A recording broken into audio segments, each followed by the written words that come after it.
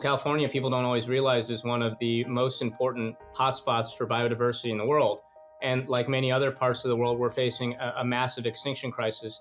Addressing decarbonization through both legislation as well as through other actions. As chair of the Natural Resources and Water Committee this year, I was able to work as part of the working group on the green budget trailer package, the green infrastructure implementation package that we passed this year. And we were able to land that in a place that I think where all sides felt like they had a stake in it, where we were addressing real concerns around extinction and trying to preserve our climate and beautiful open spaces.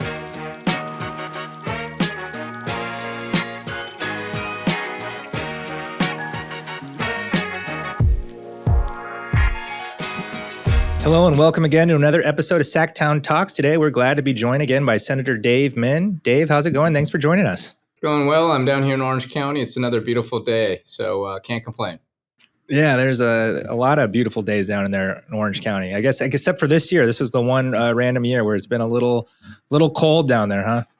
A little flooding, but I'll take it over other parts of the country. Honestly, I was just in Laguna Beach. It was in the 70s, doing an oversized check presentation for some money we got them, and just thinking on the way back, what a fortunate guy I am to represent a district like rough this. Job. Somebody's got to do it. Yeah. Last time we talked about 3 years ago, we were in the midst of COVID, and you just kind of got elected. Kind of give us a little recap of the last 3 years and kind of how you settled into your role here in Sacramento.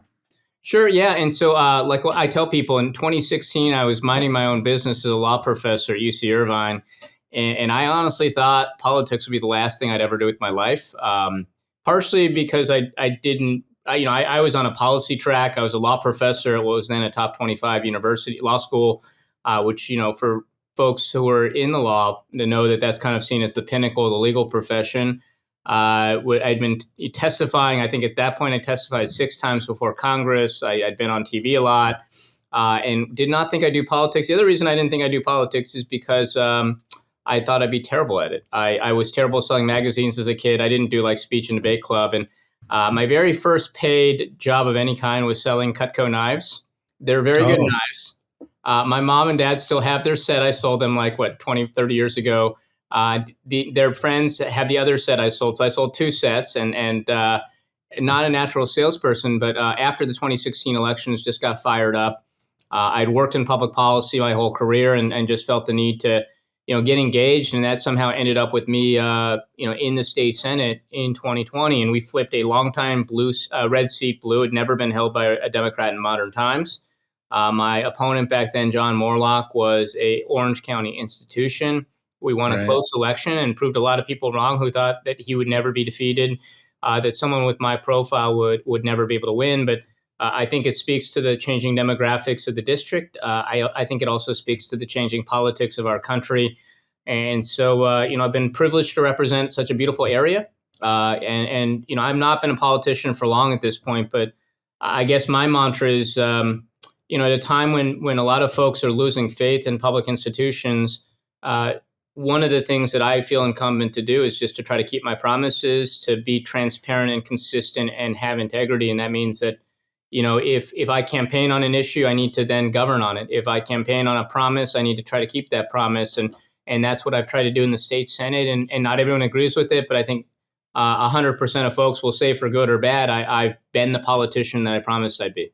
Right. So how is it, being a law professor, living in theory, saying, this is how things should be done or how we should do things, to actually coming in and actually doing it? How's the difference, and what are you thinking? If you were to go teach political science right now, what would be different? Yeah.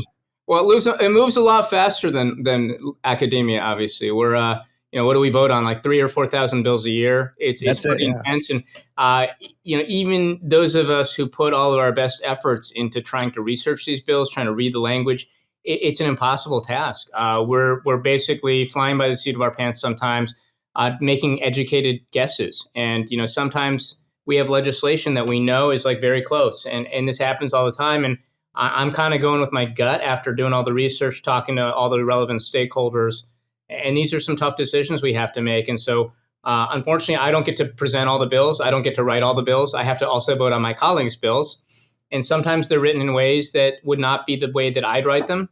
But, I have to ask myself, will this on net make our state better? That's a big part of this process. I think the other thing, you don't realize till you're in politics is just how important the political elements are, including some of the stuff that, we take for granted. But, I've long heard the political science, common wisdom that breaking bread with other politicians, other elected officials helps to ease that passage of legislation.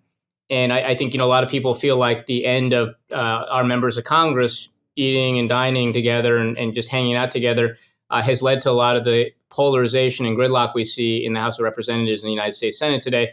But actually seeing it up close, you realize these relationships matter, that, you're more inclined to listen favorably for good or bad. And I'm someone who tries to vote on the substance as much as I can. But if you've got a relationship with someone, you're more likely to hear them out, to really, listen. And that works two ways. It's we've got to build those relationships with other people, including people on the other side of the aisle. So that's something I'd take away as well. And, but this is the most rewarding job I've ever had, because in academia, you have a lot of theory, you have a lot of ideas, you spend a lot of painstaking effort trying to build up these important policies. I can pass a bill particularly in California, where I'm part of the supermajority, just by coming up with a good idea and marshaling the right support behind it. It's been incredibly fulfilling. I think we've passed something like 25 bills to date that have been signed into law by the governor. It is just an honor to be able to do this, to be able to bring money back to my district, to try to represent people, to help people with their problems. My district office solved over 3,000 EDD cases during the pandemic. Those are 3,000 households that were able to put food on their table, pay their rent because of the work of our staff. So incredibly rewarding. I don't get paid the most money, but it is incredibly rewarding, and I feel very rich in non-pecuniary ways. Right. It's interesting. That's one thing you kind of touched upon is your district has changed, right? It changed from a conservative red district through and through, and now it's purple, maybe tinge blue. Kind of what benefits has your district kind of benefited from being elected, being represented by you and the supermajority? Yeah, first I bring back money, right? And that's important. When I got elected, Orange County was receiving 6 cents for every tax dollar that our constituents paid. Wow. That's horrible. And so I don't know that we're like at $1, but we're moving in the right direction. We're able to bring money back for our priorities. And that's in part because I'm part of the supermajority, but it's also in part because, we historically in Orange County have had members of the state legislature that didn't play ball. They were very ideological and did not work well with the other party. And so I think replacing that with someone who works well with others and who's part of the supermajority party means that we're getting more of our budgetary priorities, but also more of our priorities generally. I've been able to pass a lot of bills, a lot more than any of my predecessors. And that's important because these are typically bills that are important to my constituents. We ended gun shows at the Orange County Fairground. We just passed a bill that I think the governor will sign into law addressing the regulation of electric bikes, which are a growing issue, but also growing boon in my district. In places like Huntington, Laguna, and Newport, rapid adoption, they present a new set of challenges, but we don't want to slow those down. So figuring out rules of the road, literally, is important going forward. Addressing coastal erosion or addressing climate change. There's so many things we're able to do. And again, it's rewarding. But I think having people in office that are able to get things done, that are able to work well with others, that's important. All right. We just ended session here. You mentioned a few bills you have on the governor's desk. Kind of what does your ledge package look like, and kind of what are some of the wins and what are some of the tough losses you had this year? So as far as the wins, a lot of them. And in my time in the Senate, I've tried to focus on a couple of different priorities. One is, of course, climate change. And thinking about that in two different modes. One is how do we decarbonize our economy as quickly as possible while also trying to make sure that the lights turn on, that the air conditioning turns on, that we're not creating burdens on people's quality of life. The other is on preserving open space, addressing biodiversity concerns. And so a big win that we got signed earlier this year was a 30 by 30 bill, which codifies the 30 by 30 goals set in place by the governor, that 30% of our lands and coastal spaces are protected by the year 2030. That's critical. California, people don't always realize, is one of the most important hotspots for biodiversity in the world. And like many other parts of the world, we're facing a massive extinction crisis. Addressing decarbonization through both legislation as well as through other actions. So I was, as chair of the Natural Resources and Water Committee this year, I was able to work as part of the working group on the green budget trailer package, the green infrastructure implementation package that we passed this year. And we were able to land that in a place that I think was, where all sides felt like they had a stake in it, where we were addressing real concerns around extinction and permitting and trying to preserve our climate and beautiful open spaces here while quickly deploying clean energy infrastructure. Those are important priorities for this state. So that's been one silo. Another has been gun violence, and we've had some great bills. We had another bill passed this year that requires training for gun dealers to make sure they're not selling weapons to people who might want to be illegally purchasing them or doing straw sales on behalf of others. We passed a number of bills around fire prevention. And a pet passion of ours has been domestic violence because my wife is still a professor at UCI Law dealing with domestic violence. She runs a domestic violence clinic. She heads up UC Irvine's initiative to end family violence, an interdisciplinary center that deals with this vexing problem that crosses all income, racial, and other demographic categories. And we've passed, I think, 8 or 9 bills related to DV that are all important. So this year, we are able to expand access to evidence needed by victims of domestic violence to try to get judicial relief, allowing electronic records to be provided free. They're kept basically at zero cost. These sometimes have cost thousands of dollars for survivors to be able to access. They need these documents like police reports, witness interviews, things like that, to be able to try to get protective orders and things like that. So that's been a priority of ours. A couple of the losses we had this year, my offshore oil drilling bill, the bill that would end offshore drilling as soon as is practicable off the coast of California, got held up in committee again. We're going to keep trying again next year. I think there is a pathway next year. There's a study that's being done right now. And I think when that study is done by the Lands Commission, we'll have a real set of numbers that we can apply to this bill. And we're hoping that this bill will have some real momentum behind it next year. Another bill that I've tried to pass this year is a bill that would require that all financial institutions that want to do business with our state be divested from the gun industry. And I think that's an important bill. That bill got held up in its first committee. But again, I think there's a pathway there. I think it's an important bill, not just on optics, but I think there's a substantial argument that Wall Street right now is overinvested in the gun industry. And it's one of the key drivers of why we have 400 million guns and counting in the United States. We got to do something around this problem. I just find it just frightening, despicable, unconscionable that we have such a gun violence epidemic in this country, that my kids have to go through gun violence training all the time. It's not something we should live with and accept as normal. Yeah, it was really tough. My kindergartner just had to go through the active shooter training, and he got upset, and I was like, "Wow, this is our life, right? This is what we have to live with." And kind of, I guess, more onto that point, like what can be done to prevent these shootings? We know right now there is like a 1-to-1 correlation between more guns and more gun violence. Now we have a Second Amendment. We have a court that has ruled very, very broadly and based really not in text or in precedent around the scope of the Second Amendment. So we're trying to work within the backgrounds of that. What is constitutional under this court's posture of the Second Amendment?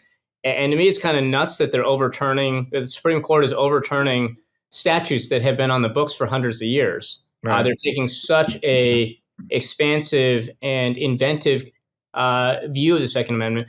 But that's the background we have to deal with. So I think we have to do all we can to keep, particularly the semi-automatic, the high caliber, high magazine capacity guns, and try to restrict the access to them. We hear the other side talk about mental health issues in video games.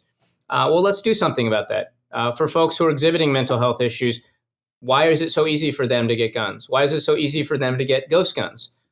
We have a court right now that may be poised to end gun violence restraining orders, which is one of the most important tools for preventing gun violence, because we know that people who commit domestic violence are like by far the likeliest to commit gun violence. So there's a lot of things we have to do at this point. It's not always sexy or like headline grabbing. A lot of it's technical, but anything we can do to try to ensure that guns are being distributed more responsibly, more judiciously, and more slowly, I think these are important things. So I've supported all these bills. I supported the ammunition tax, and that's the only tax I've ever supported in the state legislature.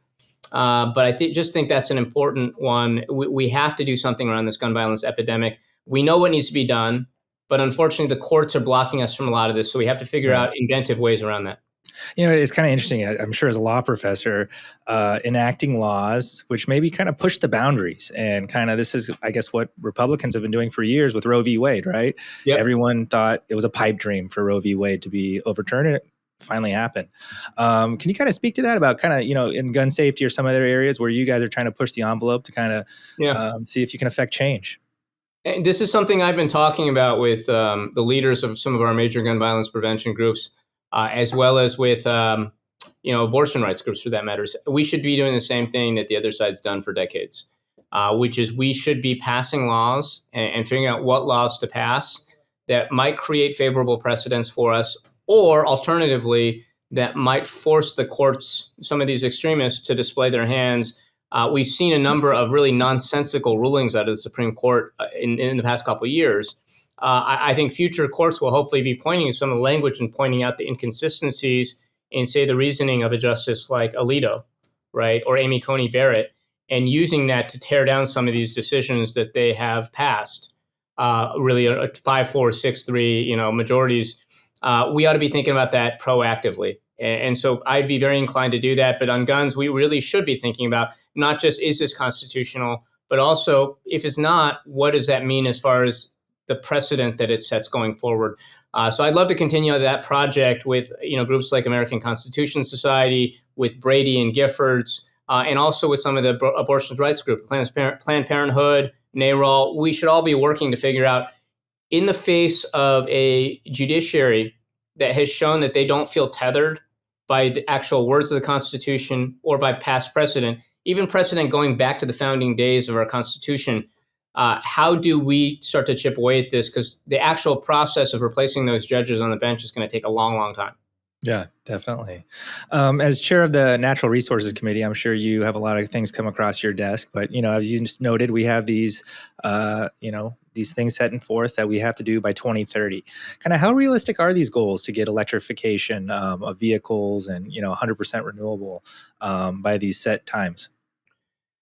They're realistic. They're aggressive. And the question we have to answer is, how much can we push this? Like, the technology is almost there. If you talk to folks in different clean tech industries, we have the ability right now to put more than 100% of our energy supply as renewables, wind, solar, et cetera. And that's not even counting future technological advances that will probably improve the efficiency of some of these different technologies. But as has been noted by a lot of folks, it's going to take a lot of political pressure, a lot of dollars, a lot of investment to get us there, right? I was in Egypt last year for the climate conference, and I took a day trip out to Cairo, and I just remember seeing the tens of thousands of cars. They don't have the catalytic converters, so like they Wow. spew out like the black smoke, and they really smell, right? Yeah. And it's a poor area. You've got millions of people in Cairo alone. You multiply that by every country across the world. How do you replace all those fossil fuel burning cars with renewable cars, right? That's a challenge. How do we, if say we go to like a 90% of our light duty fleet is electric by the year 2045, how do we ensure that there's enough electric transmission and renewable generation online to be able to charge those cars? These are real challenges we face, and we have to start thinking about them. And I was just at New York Climate Week a couple weeks ago, and one of the points I raised there is, like, we need to be thinking about this as far beyond the headlines at this point. The stuff we need to do next is not sexy. It's very technical and complicated. It is deep policy think. It's like, how do we decarbonize asphalt production? How do we decarbonize these hard to decarbonize parts of our economy, right? How do we start replacing gas burning stoves with electric stoves? Like these are all questions we have to start thinking about, but the adoption has to happen quickly. The technology is almost there. The last hurdles we need on technology are really around storage and maybe some transmission. But I think we're pretty close to that. The next question is deployment, and that's trillions of dollars we're talking about. But I also see this as an opportunity for California, for the United States. We know the future is green, and China and Germany certainly are realizing, as a matter of their economic policy, that the economies that embrace this first, that are the first adopters, the first movers, will be in a good position to dominate the world economy going forward. I think California, and I make this case all the time. My part of Orange County reminds me a lot of Silicon Valley back in the 1980s. I think we have all the requisite ingredients to be an epicenter for green innovation. But if we can capture a good part of that, if we can be the hub of green innovation, California or elsewhere in the United States, we're going to benefit for not just like decarbonizing, not just saving the planet, but as far as the jobs we're creating, the economic growth we're creating for generations going forward. So I think this is a great opportunity for us, even as we're facing an existential challenge for our civilization. Yeah, it's kind of interesting. They had the Oppenheimer film come out and kind of showed when you get a group of smart people together and they work hard and they come through a breakthrough, and it is possible. Kind of what are some of the technologies that you've seen lately or heard about that you think are on the brink of coming out that are really going to help us? There's a lot of different ones around. Someone's just telling me he has a technology that will remove salt from like farmland very efficiently, which sounds random, but like that could actually be a big boon to us because we're facing agriculture issues. Right. I think a lot of this stuff, like in Orange County, this isn't like necessarily new technology, but we just had a new groundwater treatment plant. So what they're doing is, the model of treating sewage water and then sending it directly into households, has understandably met with some resistance. Right. Because people are like a little wary of that quote unquote toilets to taps idea of where their drinking water comes from. What we're doing in Orange County with this brand new facility that just opened up in Fountain Valley is toilets to groundwater to taps. So we're treating the sewage and then releasing the treated water into our groundwater reserves. And then when it's needed, that groundwater then is taken and filtered again and put into our general usage. Around decarbonization, I've heard different models of aviation, whether it's electric or hydrogen. I think that's an important one to conquer because aviation is something we need in the modern economy. We all need to fly places. But at the same time, the challenges of generating the energy that we need for aviation are real. And so I've heard different models for that. So I think that's one that will be important. I think storage is important, like long duration storage, shorter duration storage.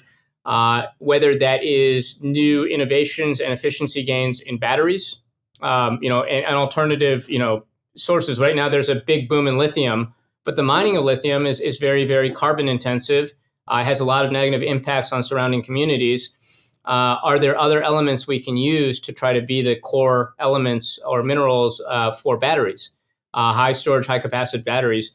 So storage is a big one. Transmission efficiency is another one. So again, there's a ton of different things we could do. Asphalt production, which I mentioned, is something Right. where we're looking at different models of how to reduce and eventually decarbonize completely asphalt production. So a ton of different stuff happening around the world right now. And it's kind of exciting. You hear about innovations all over the place.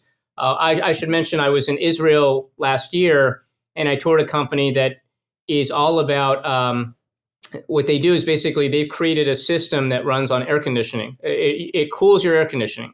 So what they do is they tap into the grid during high production parts of the day and low demand.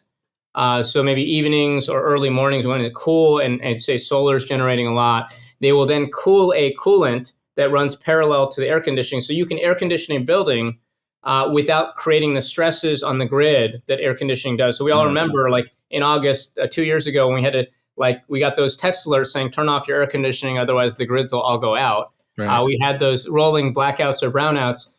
This system would get rid of that. So sorry if I'm being geeky here, but there's a lot of stuff happening. No, yeah. It's really, really fascinating. And a lot of really smart people around the world are working on different facets of this. And my view as a policymakers, we just need to encourage more of this. We need to do more things at the federal level, like the Inflation Reduction Act. At the state level, we need to continue passing laws and policies that incentivize more green innovation, R&D, and implementation. Yeah. A lot of things you touched upon are kind of attacking the point sources, right? Making sure more carbon doesn't get released into the air. There's a lot of talk about carbon capture. Kind of what are your thoughts on this and taking carbon that's already in the air and putting it back underground? Yeah, I support all. Like I'm one of these guys that's not a purist. Anything that might help us. I've heard from some of my colleagues in different spaces that are more pessimistic on carbon capture. I've heard from people that are much more optimistic on carbon capture. My view is I'm not a scientist. Let's keep funding these types of projects and research. If carbon capture at the end of the day is effective and efficient, how amazing would that be? Because we could reverse the trends on climate change. On the other hand, if it doesn't work out, it doesn't work out. It's like being a venture capitalist at this point. We have to invest in all different types of innovation, not knowing which ones will be successful 10 years from now. We really have to take a portfolio approach, understanding that the gains here are not necessarily money. They may be, but it's more about what technologies will really help us turn the tide on our carbon emission trends and ultimately on the climate change that we're seeing. Yeah. Something you touched upon earlier was domestic violence and stuff you've been working on in the domestic violence space. Can you kind of talk about the challenges, how hard it is to kind of pass, different, public safety bills here in California?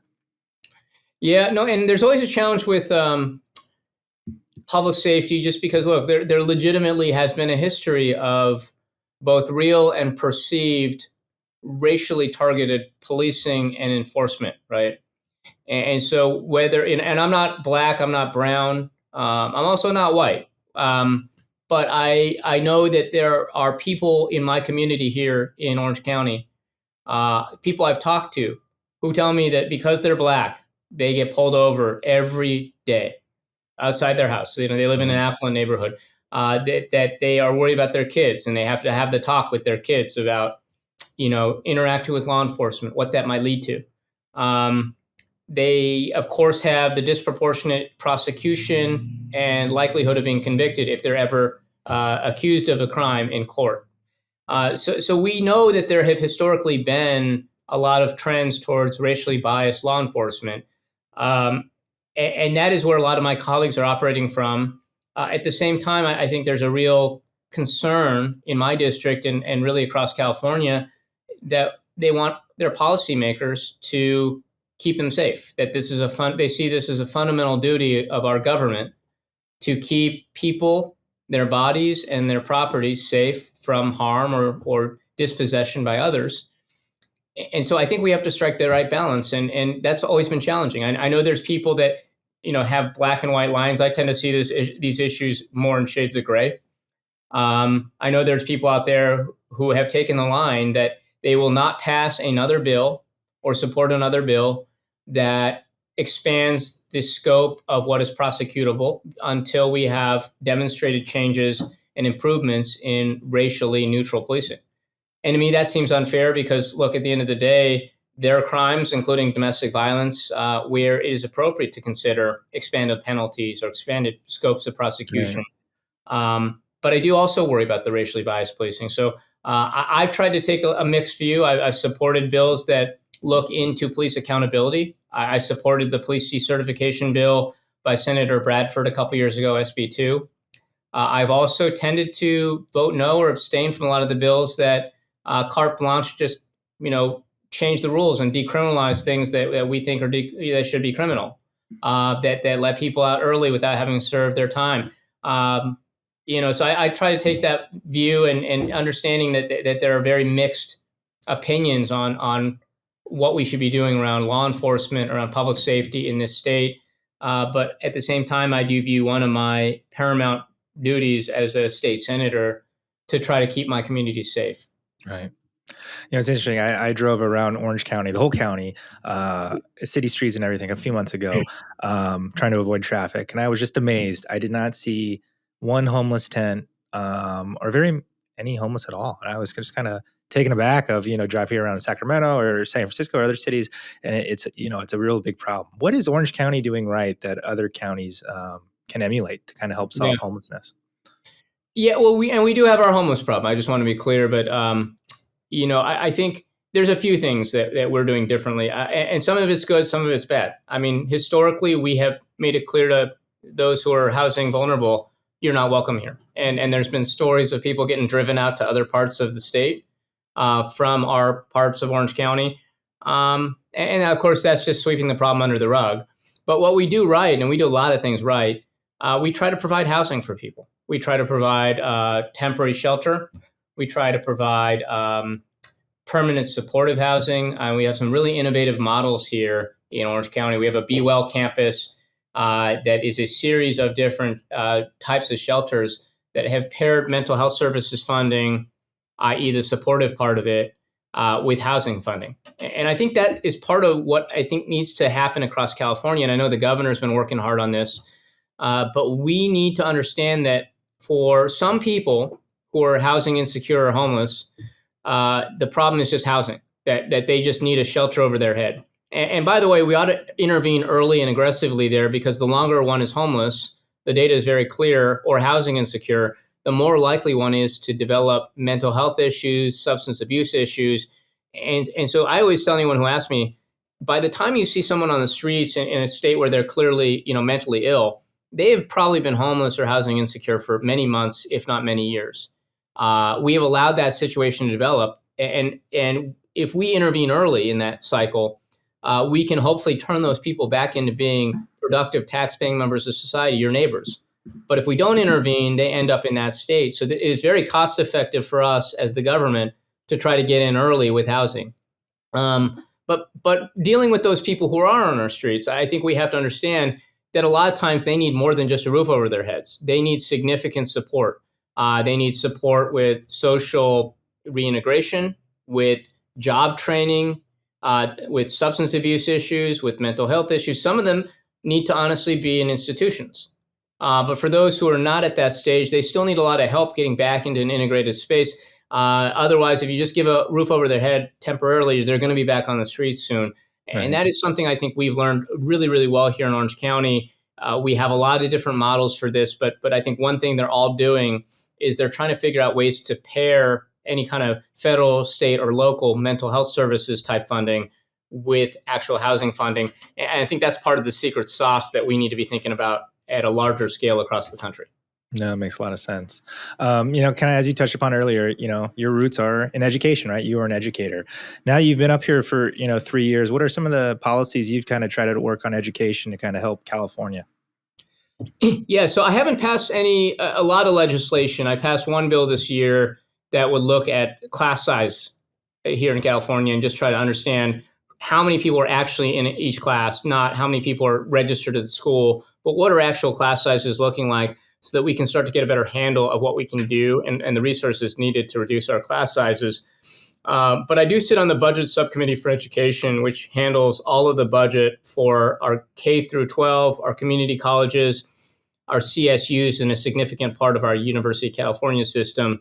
I've learned a lot, and I think that where I have tried to weigh in this committee and in our budget repeatedly is in trying to make sure that we are not losing the forest for the trees, that we're emphasizing smaller class sizes, better teacher quality. Like, to me, it's not rocket science. Those are the two variables that are the most important in educational outcomes. And we often, look, I believe very firmly in equity and access. I believe very firmly in making sure that we have nutritional needs met in our school system. But we also cannot forget the basics here. And too often we end up with new programs that are trying to solve the same old problems around equity or access or different issues, bilingual education. Those are all important, but we sometimes allocate too much of a share of our budget to those priorities and not the core ABC, so to speak, of how do we make sure that our teachers and school employees are good, high quality employees, that we're retaining them, that we're attracting them, that we're keeping them, right? Like those are real important questions. And how do we get our class sizes under control? How do we better serve our students? And I think, again, that is what I've tried to emphasize in the budget. For my first 2 years in the Senate, I was one of 3 members of the Budget Subcommittee on Education. So I had a disproportionate voice. And now I'm one of 4 members, still a disproportionate voice. So I think that work is really, really important. It doesn't always get the headlines, but Right. When I weigh in these hearings, when I weigh in with my colleagues, we are able to affect policy immediately. And I think that's important. And so the thing that I have just repeatedly said is we need to allocate more funding for base reserves, for our basic, LCFF funding for our K through 12s. Just give it to the local jurisdictions. Let them determine how to spend it, but emphasize, that we need smaller class sizes and better teachers at the end of the day. Yeah, no, makes sense. You've been home, for 2 weeks now, out of session. Kind of what's your end of session looking like and the rest of the year? Well, I'm campaigning for another office I can't really talk about. So I've been spending a lot of time on the campaign trail. I took a trip to New York and DC. A little bit of that was for Climate Week. A little bit of it was on the campaign side. We had a big end of quarter we just wrapped up. So I'm actually just starting to really get deep in the weeds on all the constituent and district office stuff. I haven't visited my district office in about a month.